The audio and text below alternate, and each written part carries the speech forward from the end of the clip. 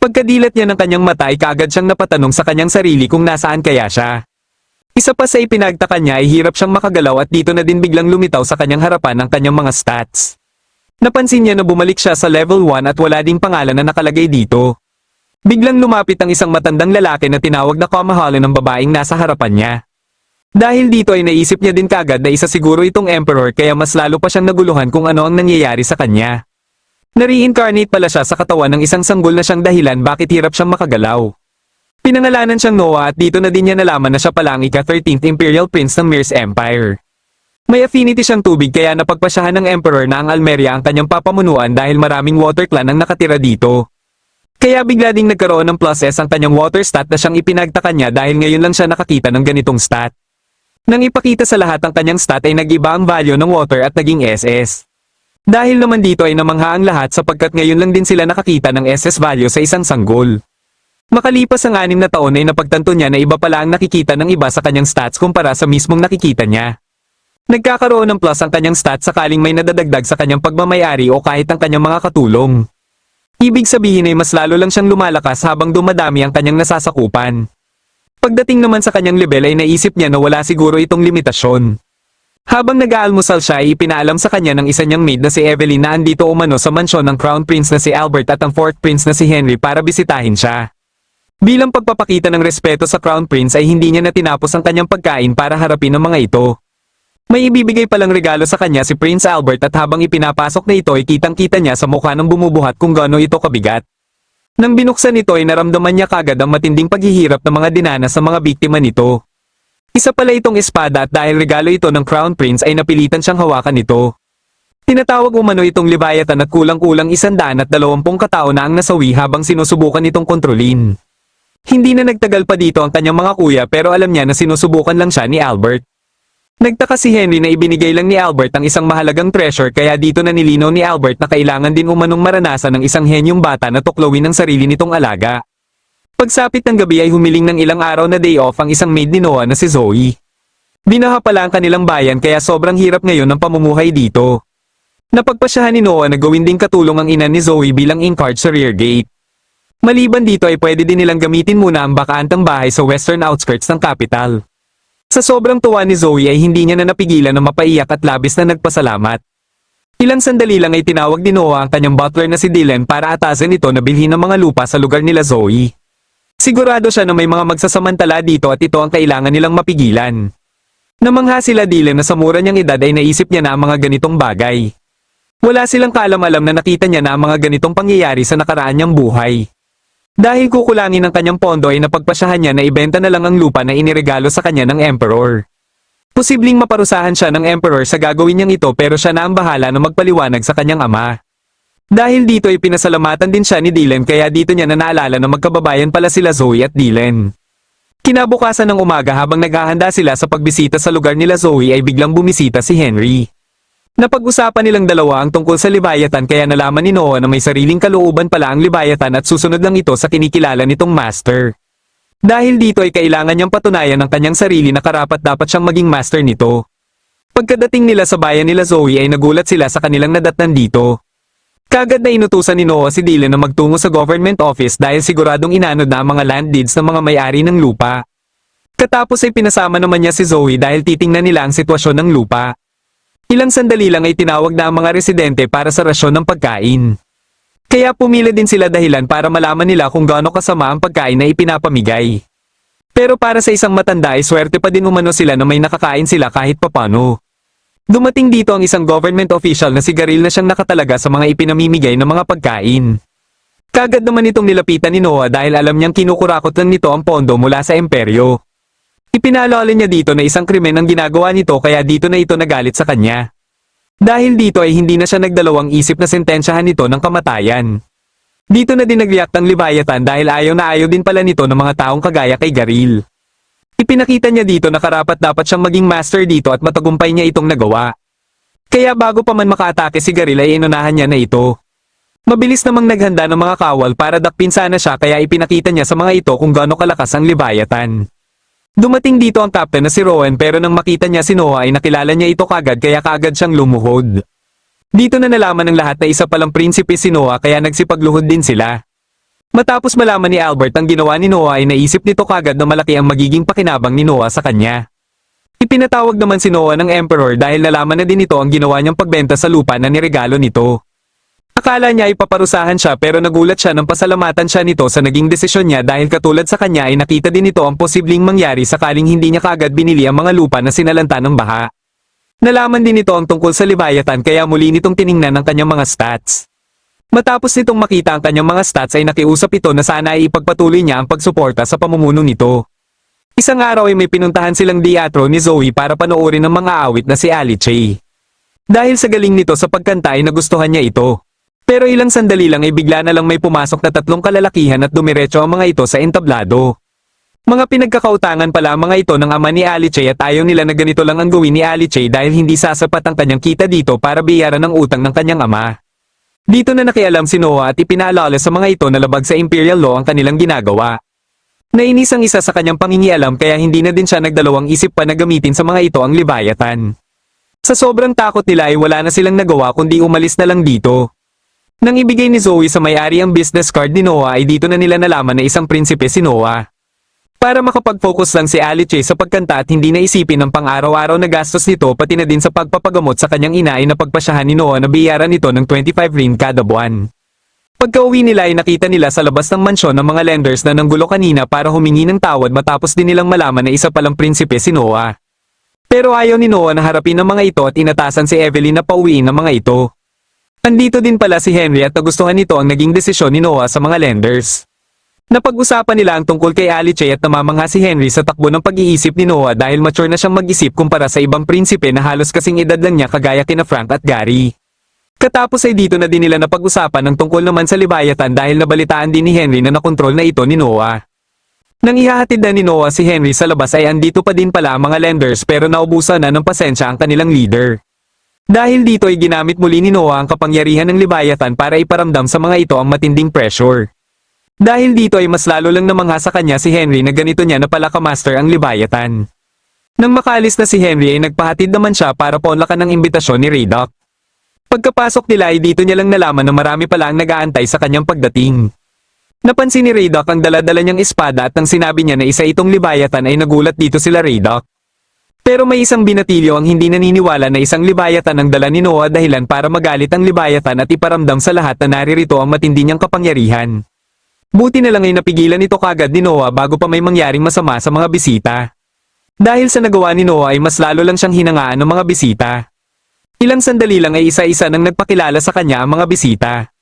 Nang makaharap niya ang head ng Alan Company na si Byron ay nalaman niya kagad na hindi nito tunay na anak ang kasama nitong babae na si Cindy. Maliban dito ay alam din niya na dating alipin si Cindy kaya mas nagulat pa si Byron na nalaman niya ang lahat ng mga ito base lang sa kanyang obserbasyon kay Cindy. Gayunpaman ay nagustuhan niya ang istorya nilang dalawa at nais niyang imbitahin ang mga ito sa kanyang mansyon para marinig pa ang ibang detalye tungkol kay Cindy. Makalipas ang ilang araw at habang naglalakad-lakad siyang mag-isa sa pamilihan ay nakita siya ng 8th prince na si Oscar. Niyaya siya nito sa treasure hunt umano nito at ito pala ay sa Cobalt Street. Makalipas ang ilang minuto ng paglilibot-libot nila dito ay may baniling libro si Noah. Nagulat dito si Oscar dahil ito pala ang grimoire ng legendary sorcerer na si Andrea. Hindi alam ni Noah ang tungkol dito at kaya lang siya nagka-interes dito ay dahil nang hinawakan niya ito ay may nadagdag sa kanyang win stat. Dito niya na napagtanto na gusto din pala nito na madagdag sa kanyang stats kaya nang ginamit niya ang Leviathan ay lumabas mula sa grimoire ang sorcerer soul na nakaselyo dito. Bago pa may mapahamak ay dali-dali itong inatake ni Noah at matagumpay niya itong natalo sa isang atake lang niya. Hindi makapaniwala si Oscar na ganito na pala kalakas si Noah. Lumapit sa kanila ang antique shop owner na si Alan dahil may gusto umano itong ipakita kay Noah. Ito pala ay isang treasure na magtatransform lang umano sa totoong anyo nito sakaling may kilalanin na itong master. Nang sinuot ito ni Noah ay kaagad siyang kinilala nito bilang bagong may-ari at dito na ito nagtransform sa totoo nitong anyo na isa palang armor. Bagamat walang nagbago sa kanyang stat ay nararamdaman niya pa din na may silbi ito kaya binili niya ito kay Alan. Napagpasyahan naman ni Oscar na siya na lang ang magbabayad dito bilang regalo din umano niya kay Noah. Katapos nila dito at nang pauwi na sana si Oscar ay bigla na lang dumating ang lender para atakihin si Noah. Ngunit sinanggal lang ito ni Noah gamit ang kapangyarihan ng Sing-Sing. Nilink niya pala ito sa Leviathan kaya siguro automatic itong nag-react. Bago sila umuwi ni Zoe ay minabuti muna nila na panoorin muli si Alice. Ngunit may dalawang lalaki na naman ang umakyat ng entablado para manggulo kaya pinarusahan kaagad ni Noah ang mga ito. Pinayuhan niya ang may-ari na pagbawalan na makapasok ang mga ganong tao pero katwiran ng may-ari ay malulugi umano siya kung pipili lang siya ng mga papapasukin. Dito na napagpasyahan ni Noah na bilhin ang negosyo nito sa halagang 1,000 rin. Isang araw ay may bumisita sa kanyang mansyon at ito ay ang Governor General ng Holdjoy na si Ded. Naatasan nito na asikasuhin ng flood control sa Holdjoy ngunit ang problema ay hindi pa umano siya binibigyan ng pondo ng Ministro ng Finance. Dahil dito ay kaagad silang nagtungo sa ministro na si Maverick para alamin kung bakit hindi pa nito maibigay kay Ded ang pondo para sa Holdjoy. Nagbigay ito ng mga dahilan na siya ding idinadahilan nito parati kay Ded. Sinisigurado nito na para sa ikabubuti ng Emperor ang lahat na dahilan nito para hindi na makapagreklamo pa si Noah. Ngunit inaasahan na pala ni Noah ang ganitong dahilan kaya inutakan niya ito. Hindi ito inaasahan ni Maverick kaya sa sobrang takot niya na may sumbong pa siya ni Noah sa Emperor ay kaagad niyang ipinahanda sa kanyang mga tauhan ng pondo para sa Holdjoy. Sobrang namangha naman si Ded sa ginawa ni Noah at hindi siya makapaniwala na napasunod ni Noah si Maverick gamit lang ang kanyang pananalita. Katapos nila dito ay may biglang dumating naman na mensahero para kay Noah dahil nais umano siyang makita ng Emperor. Kaagad siyang nagtungo sa palasyo at nang makaharap niya na ang Emperor ay binati siya nito na maayos niyang naresolba ang problema sa Holdjoy. Dahil dito ay nagtaka siya kung paano ito nalaman kaagad ng Emperor gayong katatapos lang itong mangyari. Napag-usapan na din nila ang tungkol sa Leviathan at para mas gumaling pa umano siya sa paghawak ng espada ay may ipinatawag itong instructor sa swordsmanship. Ito ay si Damien na siyang kinikilalang pinakamagaling na swordsman sa Imperyo. Bago umpisahan ni Damien ang pagtuturo ay nais niya munang makaduelo si Noah para maobserbahan niya ang aptitude ni Noah. Pagkasimula nila ay bigla na lang may naramdaman si Noah sa Leviathan. Nauna siyang umatake at ito pala ay dahil unti-unti niyang nakikita ang mga memorya ng Leviathan tungkol sa mga dati nitong mga master. Sinamantala niya ang pagkakataon na ito na gamitin ang mga memorya na ito kaya ilang sandali lang ay matagumpay niyang naisahan si Damien. Matapos makita ni Damien ang galing ni Noah sa paghawak ng espada ay ipinaalam niya sa Emperor na wala na siyang maituturo pa kay Noah sapagkat nakikita niya na isa ng master level ang swordsmanship skill ni Noah. Dahil dito ay napagpasyahan ng Emperor na gawing head judge si Noah sa night selection exam. Kaagad naman itong tinanggap ni Noah dahil malaki ang magiging pakinabang nito sa kanyang pagpapalakas sapagkat ang unang magiging trabaho ng mananalo dito ay magsilbi sa head judge. Pagka-uwi niya ay tinanong niya si Zoe kung nagpapadala din ba sila ng mga kalahok para sa night selection exam.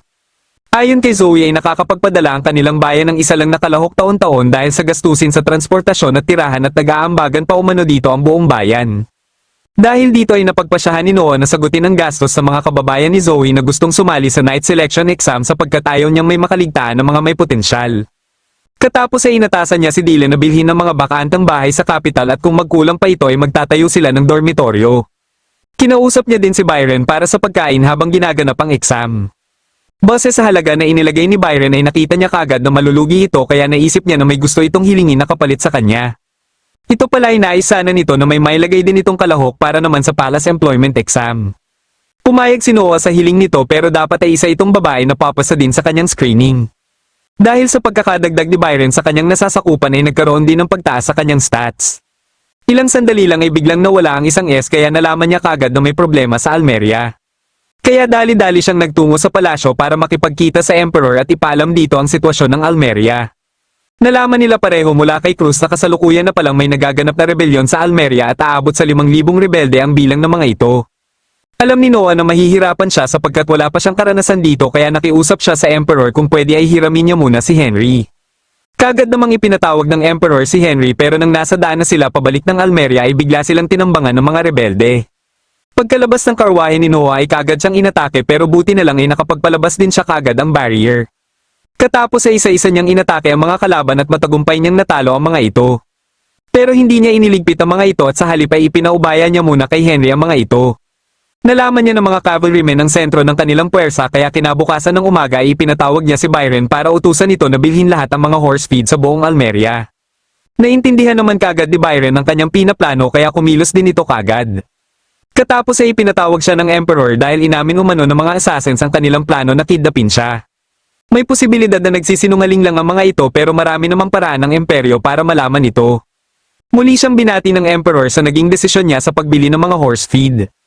Kaya nagulat na naman siya kung paano ito nalaman ng Emperor gayong kakabigay pa lang niya ng utos kay Byron.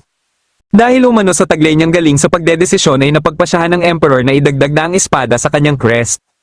Pagka-uwi niya ay nagbigay ng report sa kanya si Byron at may ibinigay din itong impormasyon tungkol sa leader ng mga rebelde na si Carfon. Bigla namang dumating si Evelyn dahil mayroon umanong sugatan na lalaki sa main gate na nais siyang makita. Nagsisilbi umano itong Decurion sa probinsya ng Adora at nais nitong ipalam sa kanya ang tungkol sa rebelyon sa Almeria dahil ang superior umano nila ang pasimuno sa pag-aalsa. Kahit alam niya na ito ay nagpasalamat pa din siya sa impormasyon na ibinigay nito at bilang kapalit sa katapatan nito ay binigyan niya ito ng 1,000 rin bilang pabuya. Pagsapit ng hapon ay kinausap naman siya ni Zoe pero napansin niya kagad ang pamumutla nito. Sinubukan pala itong bayaran ng mga hindi kilalang tao para ipainom sa kanya ang isang pampatulog. Pero hindi umano nito masikmura na trader rin siya matapos ang mga naibigay niyang tulong sa pamilya nito. Naintindihan niya naman kagad ito at dahil sa naging katapatan din ito sa kanya ay binigyan niya ito ng pabuya na 10 beses sa bayad ng mga rebelde. Gayunpaman ay napagpasyahan niya pa din na inumin ng pampatulog at kung makatulog siya ay gusto niyang magtago si Zoe at hayaan ng mga rebelde na kunin siya. Nang magising siya ay nasa likod na siya ng bagon at buti na lang ay naitago niya ng maayos ang libayatan para hindi ito madaling makita. Napansin niya na hindi din kinuha ang kanyang singsing kaya ginamit niya ito para putulin ang tali sa kanyang mga kamay at paa. Katapos ay inatasan niya ang libayatan na ipakita sa kanya ang memorya nito. Nang maintindihan niya na ang sitwasyon ay dito niya na napagpasyahan na harapin ang mga rebelde. Walang kahirap-hirap lang niyang nilabanan ng mga ito at nang matapos siya ay dumating naman dito sila Zoe. Nag-aalala umano ito sa kanya kaya tinipon nito ang mga kawal para iligtas siya. Habang inaasikaso na ng mga kawal ang katawan ng mga rebelde ay nahulog mula sa isang rebelde ang espada nito.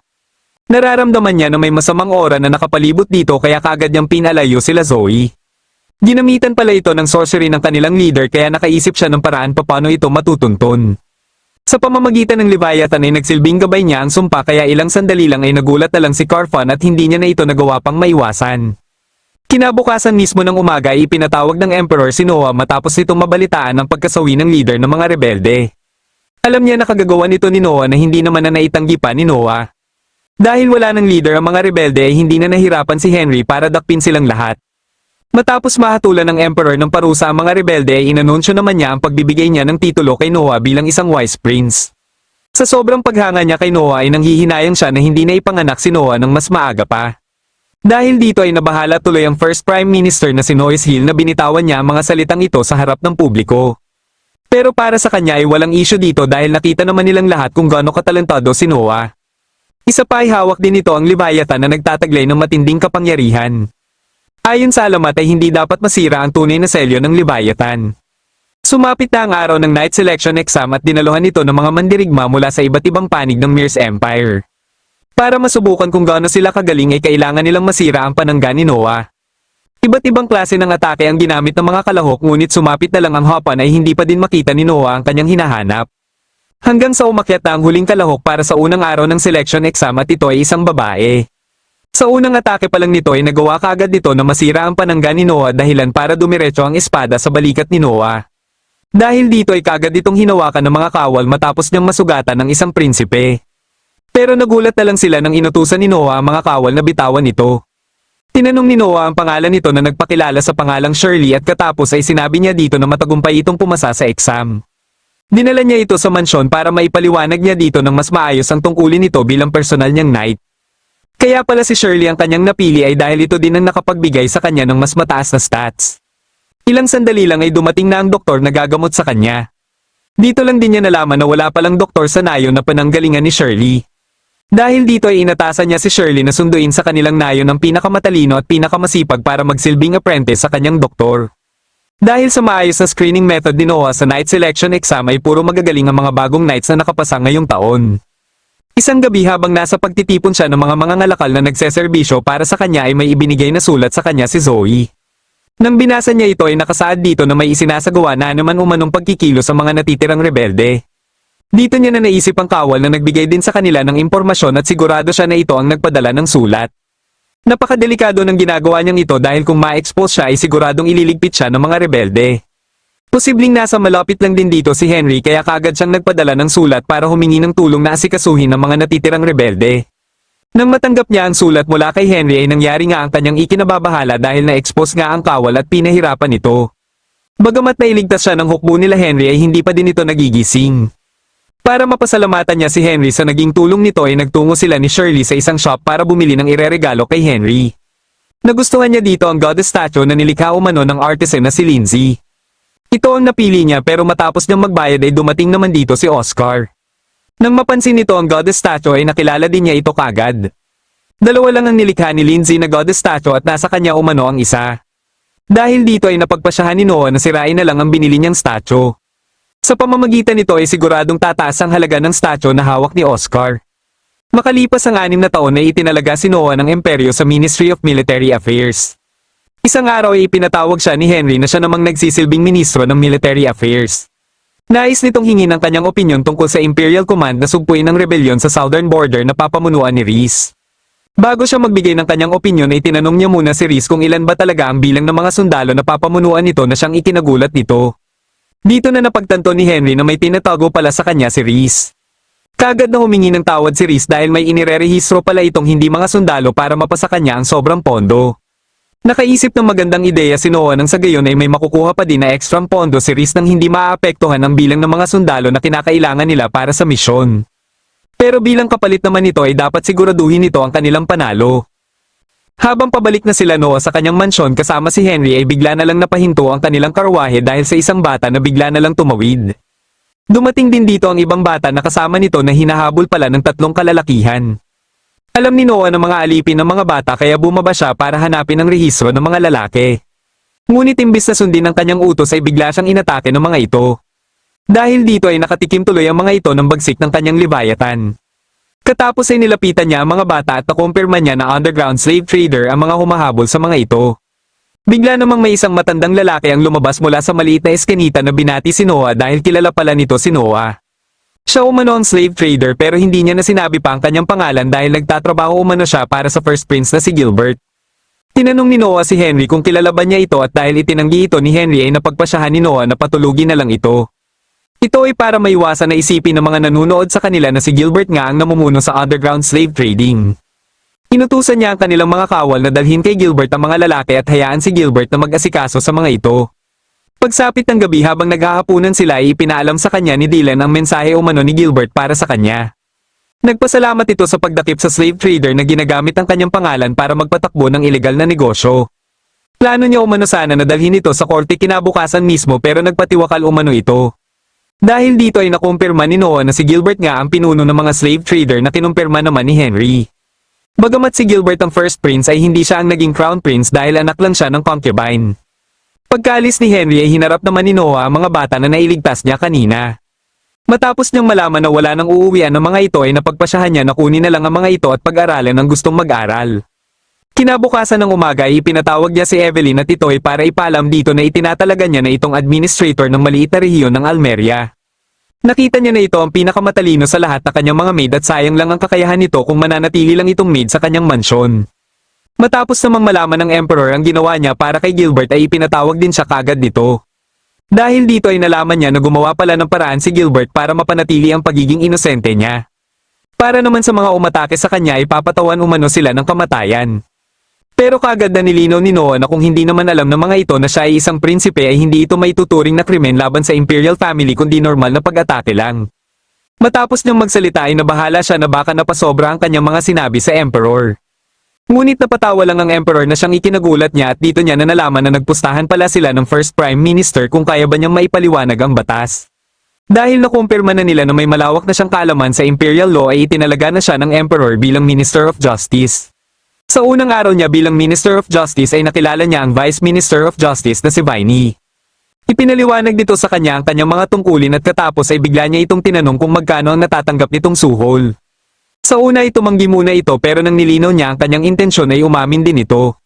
Para hindi na ito tumanggap pa ng suhol ay binigyan niya ito ng 10 beses na mas malaki sa isang taon na tinatanggap nitong suhol. Pero hindi nito tinanggap ang sobrang pera at sa halip ay nangako ito ng buong katapatan sa kanya.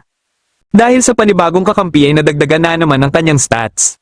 Matapos malaman ni Oscar ang pagkakatalaga sa kanya bilang Minister of Justice ay inimbitahan siya nito para isagawa ang pagdiriwang. Pero hindi pa din niya maiwasan na magtaka at parang may ibang pinaplano ang Emperor. Kagad namang naintindihan ni Oscar ang ibig niyang sabihin. Lumapit kay Oscar ang kanyang butler para ipaalam sa kanya na tama nga ang hinala ni Noah dahil itatalaga din umano siya bukas ng umaga bilang Minister of Finance. Habang nagdidiwang sila ay kasalukuyan na palang inaatake ng mga kawal ng palasyo ang isang lugar na nagsisilbing base ng mga nagpaplano para patalsikin ang Emperor. Inamin ng mga nadakip ang kanilang plano para umano mapaupo na nila ang Crown Prince sa trono. Kaya malaki ang posibilidad na ang Crown Prince ang nasa likod nito. Gayunpaman ay walang ebidensya na kasabwat ito kaya hindi pa din ito pwedeng maparusahan. Pero wala nang tiwala pa ang Emperor sa Crown Prince at kahit sino kila Henry, Oscar at Noah ay handa siya na ipamana ang trono kung malalampasan ng mga ito ang kanyang pagsubok na ibibigay. Matapos malaman ni Noah ang ipinapasabi ng Emperor ay kaagad niya itong naintindihan kaya nakapagdesisyon din siya kaagad sa dapat niyang gawin. Nakipagkita siya sa Emperor para ipalam dito ang naging hatol niya sa mga nadakip. Natuwa naman ang Emperor sa kanyang naging desisyon at dahil ginagawa niya ng maayos ang kanyang trabaho ay pinadagdagan nito ng 1,000 rin ang kanyang taonang sahod. Ngunit pagkabalik nila sa Minister of Justice Headquarters ay naabutan nila dito ang mga kawal na nakahandusay na. Matapos malaman ni Noah na nasa loob pa ang mga umatake ay dali-dali siyang pumasok. Naabutan niya ang isang kalaban na kaagad din niyang inatake. Dahil may balak itong magpatiwakal ay hindi niya ito hinayaan. Dumating din ang 3 pang kalaban at ganon din ang ginawa niya sa mga ito. Ilang sandali lang ay dumating si Viney at nalaman niya na iniligpit ng mga kalaban ng mga insurgents. Dito na napagtanto ni Noah ng mga tauhan ng Crown Prince ang mga umatake kaya sinugatan niya ang kanyang sarili para magkaroon sila ng dahilan na mahatulan kaagad ng kamatayan ng mga umatake. Matapos niyang may paggamot ang kanyang sugat ay kaagad naman siyang ipinatawag ng Emperor. Naniniwala siya na posibleng alam na din ito ang ginawa niyang pagsadya na sugatan ng kanyang sarili. Pinasama siya nito sa labas at base sa mga sinasabi nito ay malinaw na nawala na itong tiwala pa sa Crown Prince. Dito niya na iminungkahi sa Emperor na magtalaga ito ng Minister Prince din na mas nakakataas sa kanilang tatlo nila Henry at Oscar na pare-parehong mga Minister Prince na siyang makikipagtulungan sa kanila. At ang gusto niyang italaga dito ng Emperor ay ang Crown Prince. Kagad namang tumanggi ang Emperor sa kanyang mungkahi at pinauwi na siya. Dito niya na sinabi ang kanyang mga rason at matapos itong marinig ng Emperor ay naintindihan na nito ang kanyang proposal. Muli niya itong napahanga kaya napagpasyahan nito na bigyan siya ng pabuya. Nagtungo sila sa vault at pinapili siya dito ng gusto niyang pabuya. Gamit ang Leviathan ay nakahanap siya kagad at ito ay isang maliit na kahon. Nang binuksan niya ito ay bigla itong naglabas ng apoy at pinalibutan siya. Nang makita niya ang anyo nito ay naisip niya kagad na parang katulad din ito sa Leviathan. Dahil may sarili din itong kalooban ay hindi na siya nagdalawang isip pa na ipakita dito na dapat itong sumunod sa kanya. Mabilis lang niya itong natalo dahilan para madagdagan ang kanyang fire stats. Hindi makapaniwala ang Emperor at si Cruz na mabilis lang niyang napasunod si Luthier. Kaya dito niya din nalaman na Luthier pala ang pangalan ng bago niyang kakampi. Habang pauwi na siya ay pinaglaban niya sila Leviathan at Luthier. Boses ay pinapakita ng mga ito ay makikita pa din ang laki ng agwat ng lakas ni Leviathan. Nang tiningnan niya ang kanyang stat ay tumaas na ang kanyang level kaya naisip niya na dahil siguro ito sa labanan nila Leviathan at Luthier. Dahil dito ay pinaglaban pa niya mga ito ng ilang beses hanggang sa makabawi na din si Luthier. Kaya tumaas na din ang kanyang fire stat at naabot niya na ang level 3. Biglang dumating dito si Henry dahil oras na umano para sa kanyang first campaign. Kung buksan niya ang dala nitong kahon ay makikita niya ang bilang ng kawal na pwede niyang dalhin. Ngunit nang makita na nila ang resulta ay 1 lang ang lumabas at ibig sabihin lang nito ay sapat na kahit siya lang mag-isa. Kinagabihan ay nalaman niya mula kay Rhys ang utos ng Emperor na i-postpone muna ang kanyang first campaign. Dahil umano sa reading ay kailangan muna nilang makaisip ng paraan para maipakita sa buong imperyo kung gaano siya katalentado. Kinabukasan ng umaga ay bumisita siya sa Bardsley Store para maghanap ng mga magic items na may sariling kalooban. Ang problema ay kasalukuyang walang ganitong magic item ang shop pero gayunpaman ay binigyan niya pa din ng may-ari ng pera para masigurado niya na siya kagad ang unang sasabihan nito kung may dumating ng magic item na katulad sa kanyang hinahanap. Habang pauwi na sila ay naabutan nila ang isang lalaki na may inaagrabyado na tindero. Nagpupumilit ito na bilhin ang isang paninda kahit sinasabihan na siya na nakareserba na ito sa ibang customer. Dahil dito ay bumaba si Noah sa karwahe para pahintuin siya sa kanyang panggugulo. Nakilala niya kagad si Noah pero hindi siya nagpakita ng pagkabahala at ito pala ay dahil miyembro umano siya ng household ni Prince Gilbert. Dahil dito ay bawal siyang patawan ng parusa kahit nananakot siya. Alam ni Noah ang imperial law na ito pero nakaisip pa din siya ng paraan paano ito madadakip. Ipinaalala niya dito na hindi ito lumuhad sa harap niya para magbigay respeto sa isang prinsipe at huli na nang mapagtanto pa niya ito. Kaya kagad niya itong pinadakip kay Shirley para parusahan. Nagpasya siya na parusahan ito ng kamatayan sa harap ng publiko. Nang matapos na si Shirley ay humingi siya dito ng posas para ikabit sa kanyang mga kamay at nagtungo sila sa mansyon ni Prince Gilbert. Humingi siya ng tawad sa ginawa niya sa miyembro ng household nito at ito pala ay para maiwasan na mapag-initan siya nito. Alam niya na nagagalit ito pero tinanggap pa din ito ang kanyang paghingi ng tawad dahil wala din naman itong magagawa sa kanya sapagkat mas pinapaboran siya ngayon ng Emperor kumpara dito. Kinabukasan ng umaga ay may bumisita sa kanya mula umano sa Ministry of the Imperial Household. Nagpakilala itong si Don Orts at nais sana nitong magsilbi sa kanya dahil napahanga niya umano ito kahapon.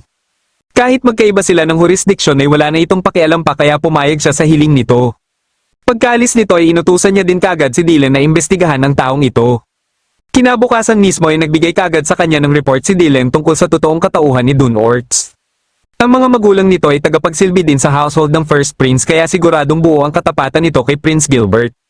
Posibleng ipinadala ito ni Prince Gilbert para maging espiya kay Noah at alam na din pala ito ni Noah dahil hindi tumaas ang kanyang stat kahit pumayag siya na magsilbi ito sa kanya. Dahil alam na nila ang motibo nito ay pwede nila itong gamitin. Nagtungo naman siya sa Bardsley Store dahil may nahanap na umano silang magic item na pinapahanap niya. Isa pala itong painting at nang nilapitan niya ito ay nalaman niya na isinumpa ang painting na ito. Mayroon din itong replika pero gamit si Leviathan ay natutukoy niya kung alin ang orihinal. Dito niya na ito inatake at katapos ay lumabas mula dito ang babae na nasa painting. Ayon sa babaeng ito ay ginamit umano ang kanyang dugo sa pagpinta sa painting. Dahil napakawalan nito ni Noah ay nais nitong magbayad ng utang na loob. Kaya sinabihan nito ni Noah na magsilbi ng buong katapatan sa kanya dahilan para madagdagan ang kanyang Earth stat. Pagka-uwi niya ay binisita naman siya ni Byron na may daladalang mga regalo para sa kanya. Pasasalamat umano ito sa kanya dahil nakuha bilang attendant ang ipinadala nito sa palasyo na si Ada. Umaasa din si Byron na makuha din ni Ada ang status ng isang wife. Pero pinayuhan ni Noah si Byron na paalalahanan si Ada na mag-ingat lagi dahil baka mabiktima lang ito ng pamumulitika. Pagkaalis ni Byron ay inutusan ni Noah si Zoe na dalhin sa kanyang ina ang kanyang sulat. Maliban dito ay may mensahe din siyang nais ipasabi sa kanyang ina at ito ay kinokonsidera niya na ang kanyang sarili bilang guardian ni Ada. Nais niyang gamitin sa politika ang kanyang ina dahil kung maabot din ni Ada ang status ng isang wife ay pwede itong maging kakampi ng kanyang ina. Nang paalis na si Zoe ay kinumusta niya muna dito ang ina nito.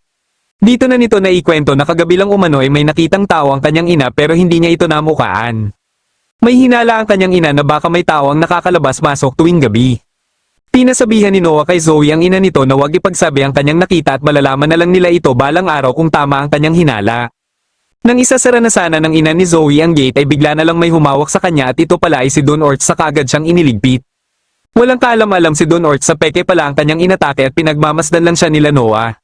Gamit si Huwawa ay binigyang buhay nito ang katawan na inihanda ni Noah. Inutusan ni Noah si Zoe na dalhin ang peking katawan ng kanyang ina sa kanilang hometown para dito ilibing. Kunwari lang ito dahil kung mananatili ang kanyang ina sa mansyon ay siguradong aatakihin lang ito muli. Kinabukasan ng umaga ay nagising na lang bigla si Don Orts sa hindi pamilyar na bahay. Kasama niya din dito si Noah at dahil hindi niya maalala ang mga nangyari kagabi ay si Noah pa ang nagpaalala sa kanya. Katapos pala niyang mag-report na nailigpit niya na ang ina ni Zoe ay bigla siyang inatake ng kanyang kausap at ibig sabihin lang nito ay nabigo siya sa kanyang misyon bilang isang espiya kaya siya ipinaligpit. Naisip niya na naging tunay na empleyado na lang sana siya ni Noah at hindi naging espiya kaya sinabi ni Noah na hindi pa naman huli ang lahat para mangyari ito. Pwede pa umano siyang magsilbi kay Noah pero kung mag-traidor siya ay mas malala pa ang sasapitin niya. Labis ang kanyang pasasalamat na binigyan pa siya ng pagkakataon ni Noah. Dahil tapat na siyang magsisilbi kay Noah ay nadagdagan na ang win stat ni Noah. Para maipakita ang buo niyang katapatan ay sinabi niya kay Noah na may ibinigay umanong gift si Prince Gilbert sa Emperor. Kagad na nakipagkita si Noah sa Emperor dahil ang regalo pala na ito ay isang wine na nakakalason kapag pinaparese ng Dragon's Claw. Ang Dragon's Claw ang kinakain ng Emperor at ng Crown Prince sa taunang ritual para sambahin ang kanilang mga ninuno. Dahil sa mga impormasyon na sinabi ni Noah ay pinatawag ng Emperor si Henry para mag-imbestiga sa mansyon ni Prince Gilbert. Sa gabi din na iyon ay napatunayan nila Henry na tama ang impormasyon na ibinigay ni Noah at nadakip nila si Gilbert. Ang ipinagtataka ni Noah ay bakit parang hindi ito nalaman ng Emperor. Pero kagad din niyang napagtanto na alam na din pala ito ng Emperor kaya hindi na nito ininom ang wine.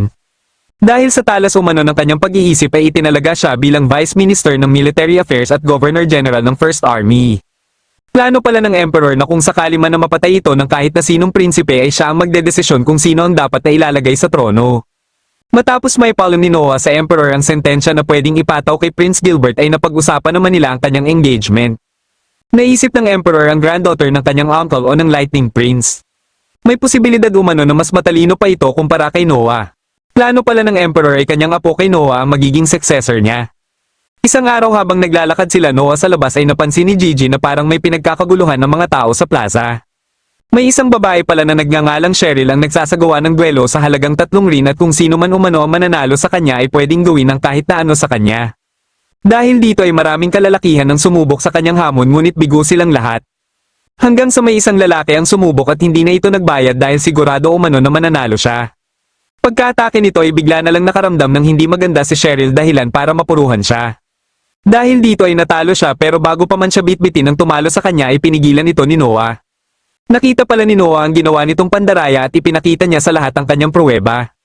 Dahil hindi nito alam na isa siyang prinsipe ay umatake ito kaya hindi na din siya nagdalawang isip pa na gamitin dito ang libayatan. Nang magising si Cheryl ay nalaman ni Noah dito na nangangailangan pala ito ng pera para makauwi sa kanila. Nagpunta siya dito para sa night selection exam pero hindi siya nakuha dahil hindi siya pumayag sa gusto ng head judge ngayong taon o ang 10th prince. Dahil gusto pa niyang maging knight ay binigyan siya ng pera ni Noah na magagamit niya hanggang sa pagsapit ng susunod na night selection exam. Ilang sandali lang ay biglang dumating ang lalaki na nandaya kanina kay Cheryl kasama ang isang grupo ng kalalakihan para magiganti kay Noah. Naramdaman ni Noah na gusto ni Luther na magpasikat kaya pinasanib niya ito sa kanyang armor ring. Dahil hindi pa din natakot sa kanya ang mga kalaban ay pinagbigyan niya ang gusto ng mga ito. Ni isang atake ay wala siyang nasayang na siyang ikinamangha ni Cheryl. Kasama pala ng mga kalaban ng Knight ng 10th Prince sa kaagad lumuhad matapos nitong makilala si Noah. Dito na din nalaman ni Cheryl na si Noah pala ang 13th Prince na mas kilala sa tawag na Wise Prince. Pinalampas na lang ni Noah ang kasalanan ng Knight at ito na ang pinasikaso niya sa mga lalaki na nanggulo. Bigla namang may pumalakpak sa gilid at nang makita ni Noah ang Golden Gourd ay lumuhad siya sa harap nito dahil ito pala ang Lightning Prince na tinutukoy ng Emperor na si Indra. Siya ang gumabay sa Emperor nung bago palang naging Emperor ang kanyang ama. Nalaman niya na kaya pala ito naririto ay para suriin siya kung karapat-dapat ba siya sa apo nito. Para malaman kung pasado siya ay sinubukan siya gamit ang teknik nito. Hindi naman siya nagpadaig dito kaya gumamit din siya ng kanyang kapangyarihan. Dahil dito ay tinanggap na nito si Noah para maging asawa ng kanyang apo. At dahil natutuwa ito sa mga nangyari ay nagpainom pa ito sa lahat. Dito na din ito ibinigay kay Noah ang kanyang engagement gift at ito pala ay isa ding magic item. Dinala si Noah ng singsing na ito sa ibang dimensyon para ipakita ni Noah ang kanyang lakas. Sinunod ni Noah ang gusto nito at sa isang atake lang niya ay kaagad niya itong natalo. Dahil dito ay nagkaroon ng plus C ang kanyang light stat. Nagpakilala ito sa pangalang Behemoth na isinusuko na ang sarili nito sa kanya. Hindi makapaniwala si Indra na madali lang niyang napaamo si Behemoth dahil kahit umano ito ay tanging pangalan lang ni Behemoth ang nakuha. Dahil nais nito na makita muli ang totoong anyo ni Behemoth ay pinagbigyan niya ito. Hindi lang si Behemoth ang kanyang pinalabas dahil pati ang iba ay ipinakita din niya kay Indra. Pero ilang sandali lang ay nakaramdam siya na parang nasa ibang dimensyon na naman siya at narinig niya ang boses ng kanyang mga magic item. Akala niya ay siya lang ang nakarinig ng kanilang mga boses pero kahit din pala ang iba at si Indra ay nakarinig din. Akala ng mga tao ay boses ng Diyos ang kanilang narinig at si Noah ang pinili ng langit. Dahil isa itong may tuturing na masayang okasyon ay namigay si Noah ng 10 rin sa lahat na nakatayo sa kanilang harapan. Bigla namang nakiusap si Cheryl kay Noah na maging knight siya ni Noah ngunit tinanggihan siya. Katwiran ni Noah na kung gusto niya umanong maging first rate ay hindi siya dapat mahiya na tumanggap ng tulong at bumawi na lang sa kanyang master. Hindi nila akalain na dadating ang Emperor kaya kagad silang lumuhad para magbigay respeto. Kinausap ng Emperor si Indra tungkol sa kanyang magiging successor dahil ayaw niya na maging successor pa si Albert. Sa ngayon ay wala pa siyang napipili kaya nababahala si Indra na kung bigla siyang masawi ay baka maging dahilan ito para magkawatak-watak ang imperyo. Iminungkahi ni Noah sa Emperor na siguro ay pwede niyang ipalam sa publiko na may inihanda na siyang will kung saan nakasulat ang pangalan ng papalit sa kanyang trono. Para hindi ito mag-alaw ng kahit na sino ay itatago niya ito sa kanyang katawan. Naintindihan naman ng Emperor at ni Indra ang ibig niyang sabihin at para sa kanila ay napakaganda ng ideya na ito. Pagkabalik nila sa palasyo ay kagad na sinunod ng Emperor ang lahat na iminungkahi ni Noah. Para naman sa sitwasyon ni Albert ay iminungkahi ni Noah na panatilihin pa din itong prinsipe dahil hindi naman ito katulad kay Gilbert na may ginawang kasalanan. Inutusan ng Emperor ang Leah Isa na hindi nakakabasa para ipadala ang kanyang desisyon kay Albert. Nang makita nito ang sulat ay nag-react ito kaya kagad itong pinigilan ni Noah. Base sa naging reaksyon nito ay sigurado si Noah na nakakabasa ito. Sinubukan pa nitong tumakas pero napigilan pa din ito ni Noah. Kagad na pinapasok ng Emperor si Cruz kaya humingi na lang ito ng tawad sa naging kapabayaan niya. Minabuti nila na imbestigahan muna ang Leah Aisan kung sino ang nasa likod nito para parehas silang maparusahan. Para naman sa magiging parusa kay Cruz ay babawasan ng 6 na buwan ng sahod nito. Matapos ang pag-iimbestiga ng Prime Minister sa Leah Aisan ay nalaman nila na si Albert ang nag-utos dito. Gayunpaman ay hindi pa alam ng Emperor ang gagawin kay Albert dahil anak niya pa din ito. Kinabukasan ng umaga ay binisita ni Noah si Prince Albert sa mansyon nito. Dahil papalapit na ang tag-init ay sinabi ni Noah kay Albert na nais itong isama ng Emperor sa norte para maiwasan ang init ng panahon. Dahil dito ay nagulat si Albert sapagkat tuwing ginagawa ito ng Emperor taon-taon ay siya ang naiiwan para mamahala sa imperyo. Kahit may nabanggit si Noah sa mga posibleng dahilan ng Emperor ay may hinala na siya kung ano ang ibig sabihin nito. Kaya isang gabi ay nalaman ni Noah mula sa isang babae na nagpakilala sa pangalang Olivia na magsasagawa umano ng kudeta si Prince Albert para puwersahan na pababain sa pwesto ang Emperor. Dating miyembro ng First Prince household si Olivia at ikwinento nito kay Noah kung paano niya nalaman ang plano ni Albert. Kagad na umalis ng mansyon si Noah at nagtungo siya sa Ministry of Military Affairs dahil ito ang hukbo na kayang pasunurin ni Albert. Naabutan niya pa ito na kinokondisyon ng buong hukbo kaya kaagad niya itong pinigilan. Sinubukan pa niyang ipaintindi dito na maling-mali ang gagawin nito at kahit pa nagkasala ito ay hindi pa din ito pinatawan ng matinding parusa ng Emperor. Ngunit hindi ito nakinig sa kanya dahil tanging gusto lang nito ay maupo sa trono. Ipinadakip siya nito kaya napilitan na siyang makipaglaban sa mga kawal. Ilang sandali lang ay narinig niya na naman ang boses ng kanyang mga alaga at gusto ng mga ito na gamitin niya umano sila.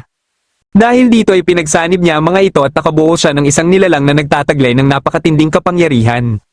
Hindi makapaniwala sila Albert habang pinagmamasdan nila ito at sa sobrang lakas ng bawat atake nito ay walang magawa ang mga kawal ni Albert. Pero kagad din itong pinahinto ni Noah dahil ayaw niya na may masawi pa. Nilapitan niya si Albert kaya inisip nito na siya na mismo ang magliligpit dito. Pero ayaw niya itong gawin dahil alam niyang malulungkot ng sobra ang Emperor kung malaman nito na nagpatayan ng kanyang mga anak. Sa halip ay inabutan niya ito ng lason para ito na mismo ang kumitil sa sarili niyang buhay. Sa pamamagitan nito ay may iligtas pa nito ang kanyang pamilya at mga kasamahan. Ngunit hindi nito sinunod ang kanyang iminungkahi at sa halip ay inutusan nito sila Foster at Howard para dakpin siya. Pero pagkaakyat ng mga ito ay nagulat na lang si Albert na siya ang dinakip. Wala na pala silang plano pa na sundin si Albert at isa sa rason nila ay nung isinakripisyo ni Albert ang mga mahal nila sa buhay nung tinanggal ni Albert ang selyo ng Leviathan. Tinawag ni Noah si Olivia at ito na mismo ang naatasan na maglagay ng lason. Wala nang nagawa pa dito si Albert at kahit sa huling hininga niya ay ang trono pa din ang kanyang iniisip. Dahil napunta na kay Noah ang katapatan nila Foster at Howard ay tumaas ang husto ang kanyang stat kaya naisip niya kagad na malakas ang dalawang ito. Nalaman din pala kagad ng Emperor ang planong kudeta ni Albert kaya muli siyang napahanga sa ginawang aksyon ni Noah. Ang mga nagawa ni Noah para sa imperyo ay kinikwento na pala ng kanyang fiancé na si Audrey sa kapatid nitong si Anya at manghang-mangha si Anya sa galing ni Noah. Pagsapit ng 15 taon ni Noah ay ito na din ang nakatakdang oras para opisyal na silang maging asawa ni Audrey. Silang tatlo nila Henry at Oscar ang nakikita ni Indra na nakalinya sa trono pero mas paborito nito si Noah. Dito na nagtatapos ang huling episode ng Noble Reincarnation Born Blessed So I'll Obtain Ultimate Power Season 1. Kung nagustuhan mo ang ating kwento ay huwag kakalimutang mag-like at mag-subscribe na din para malalaman mo kagad kung may bago akong video.